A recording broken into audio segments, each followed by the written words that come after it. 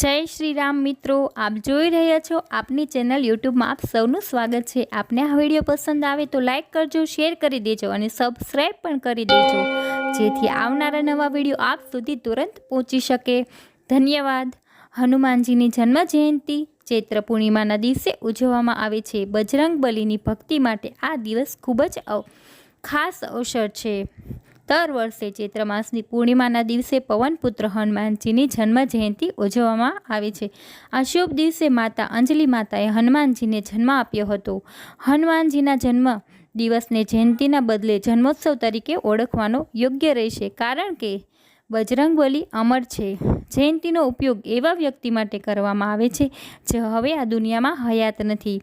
હનુમાનજી એવા ભગવાન છે કે જેને સાચા હૃદયથી યાદ કરવામાં આવે તો તેઓ દરેક સંકટમાં ભક્તોની રક્ષા કરે છે, તેથી તેમને સંકટ મોચન કહેવામાં આવે છે। હનુમાનજી મહારાજે દેવોનો પણ દેવ એવા ભગવાન શિવના 11મા રુદ્ર છે, અર્થાત હનુમાનજી મહારાજે ભગવાન શિવનો જ અવતાર છે। તો ચાલો આપણે હનુમાન જયંતિની કથા સાંભળીએ।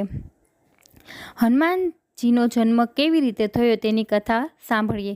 હનુમાન જયંતિને લઈને એક કથા પ્રચલિત છે।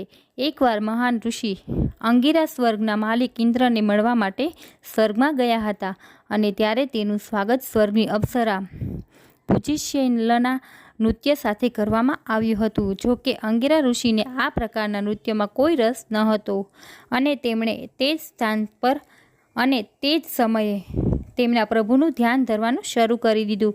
નૃત્યના અંતરમાં ઇન્દ્રએ તેને નૃત્યના પ્રદર્શન અંગે પૂછ્યું।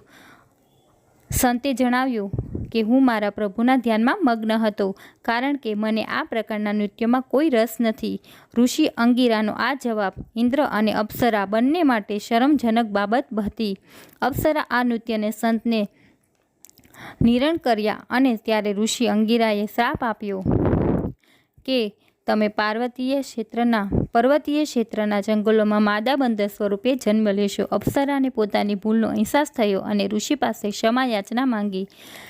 ત્યારે ઋષિને દયા આવી અને તેમણે આશીર્વાદ આપ્યા કે તારા ઘરે ભગવાનના એક મહાન ભક્તનો જન્મ થશે, અને તે સદાય પરમાત્માની સેવા કરશે। ત્યારબાદ તે અપ્સરા કુંજાર, કે જેઓ પૃથ્વી પરના તમામ વાનરોના રામ છે, તેની દીકરી સ્વરૂપે જન્મી, અને આ દીકરી મોટી થતાં જ તેમના વિવાહ સુમેરુ પર્વતના રાજા કેસરી સાથે થયા। તેમણે 5 દિવ્ય તત્વો જેવા કે ઋષિ અંગિરાનો શાપ અને આશીર્વાદ અને પુત્ર શ્રેષ્ઠી યજ્ઞથી હનુમાનને જન્મ આપ્યો। ભગવાન શિવે પૃથ્વી પર મનુષ્ય સ્વરૂપે પોતાના રુદ્રના અવતારમાં હનુમાનજી મહારાજ બનીને જન્મ લીધો, કારણ કે તેઓ પોતાના વાસ્તવિક રૂપમાં ભગવાન શ્રી રામની સેવા નહોતા કરી શકતા। હનુમાનજી મહારાજનો જન્મ થતાં જ તમામ વાનર સમુદાય સહિત મનુષ્યોમાં આનંદનો માહોલ ફેલાઈ ગયો, અને નૃત્ય, કીર્તન અને ગાન સાથે હનુમાનજી મહારાજના જન્મને વધાવવામાં આવ્યો, અને તેમનો જન્મદિવસ મનાવવામાં આવ્યો। અને આજના સમયમાં પણ ભક્તો દ્વારા અતુલિત બળ પ્રાપ્ત કરવા અને બુદ્ધિમતી પ્રાપ્ત કરવા, અને સાથે જ હનુમાનજીની વિશેષ કૃપા કરવા માટે હનુમાન જયંતિ મનાવવામાં આવે છે।